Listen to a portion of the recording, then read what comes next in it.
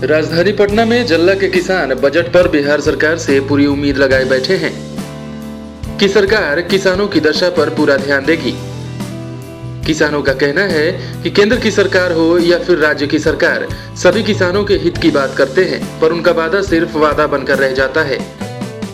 इस बार आलू, प्याज और हरी सब्जी की खेती कर किसान खुश थे, पर आलू, प्याज और हरी सब्जियों के दामों में गिरावट को लेकर उनकी परेशानियां बढ़ गई हैं।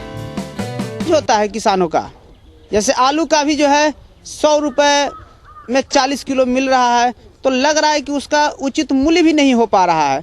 लगातार ऐसा किसान अपना खेती छोड़ करके दूसरे कार्यों पर निर्भर होते जा रहे हैं और हम लोग स्वयं सोचते हैं कि खेती को छोड़ करके हम लोग दूसरे काम में करें, क्योंकि इसमें रहने के बावजूद कभी लगता ही नहीं कि पूंजी भी रिटर्न हो करके आए।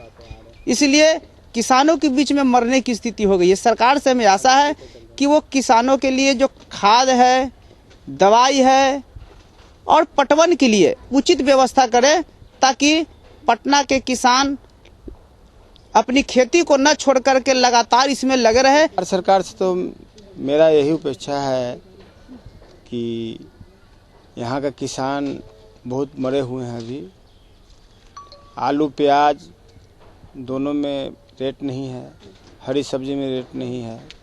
यहाँ आत्महत्या करने के कगार पर है किसान पटना सिटी के। बिहार में हो रहे पेपर घोटाले को लेकर छात्र युवा वर्ग काफी परेशान है और अपने भविष्य को लेकर चिंतित भी है, पर उनका कहना है कि बिहार की राशि माफियाओं के हाथ में चली गई है, जिसके कारण पूरे देश में बिहार की शिक्षा नीति पर सवाल उठ रहे हैं और दूसरे राज्यों में बिहार के युवाओं की छवि खराब हो रही है।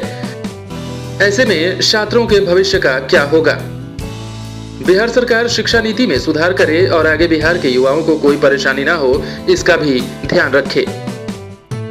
एग्जाम होते हैं, पहले ही क्वेश्चन आउट हो जाता है, लीक हो जाता है। अब अभी हाल फिलहाल साइंस की जो आईसी की इंटरमीडिएट के एग्जाम हुआ है, उसमें भी क्या हुआ है कि लीक हो जाता है। ऑब्जेक्टिव क्वेश्चन पहले ही नेट पर वो लीक कर दिया जाता है। तो ये सबको शिक्षा व्यवस्था पर जरूर उस पर टाइटली एक उस पर एक्शन लेने की बहुत बड़ी जरूरत है। वो आगे नहीं बढ़ पाएगा। जिसके पास पैसा है वो हो जाए, तो पैसा नहीं बोलना चाहिए, पढ़ाई बोलना चाहिए। शिक्षा ही मेन हम लोग का लक्ष्य है और अभी हम लोग जो है हमारे देश के भविष्य, और हम लोग को किसी भी तरह से जब शिक्षा नहीं रहेगी तो हम लोग कहाँ कुछ पढ़ कर पाएंगे। से यही उम्मीद लगा के रखे हैं कि मतलब कि हम लोग को अच्छी शिक्षा प्राप्त हो, जैसे कि बहुत सारे करप्ट हो रहे हैं कि या कॉम्पिटिटिव एग्ज़ाम दे रही हो या अदर मतलब कोई भी एग्ज़ाम दे रहे हैं, मैट्रिक हुआ, इंटर हुआ, बहुत सारे बिहार सरकार में इतना अव्यवस्थाएं है जिसमें पेपर को लीक कर दिया जाता है और जो मेहनत करते हैं उनके लिए भी हानिकारक हो गया। जो और तो कुछ लोग पैसे जो दे देते हैं, मतलब डोनेशन दे करके निकल तो जाने पर, और मतलब जो मेहनत कर रहे हैं उनके लिए तो भविष्य नहीं बन रही है, उनका भविष्य के साथ खेल हो रहा है। इसलिए मैं सरकार से गुजारिश कर रही हूँ कि ये सब जो है पेपर लीक होते हैं और अदर मतलब जो होता है उस पर कंट्रोल किया जाए। ऐसा मानना है कि बिहार में जब तक व्यवसाय वर्ग को सुरक्षा नहीं मिलेगी, तब तक बिहार में व्यवसाय करना मुश्किल सा है। अपराधी आए दिन व्यवसायियों को अपना निशाना बना रहे हैं। कहीं पैसे लूटे जा रहे हैं तो कहीं छोटे बच्चों को किडनैप किया जा रहा है। ऐसे बिहार सरकार को व्यवसाय वर्गों को भी सुरक्षा देना चाहिए। करने के लिए तो तैयार है ही हैं, लेकिन सुरक्षा एकदम नहीं है।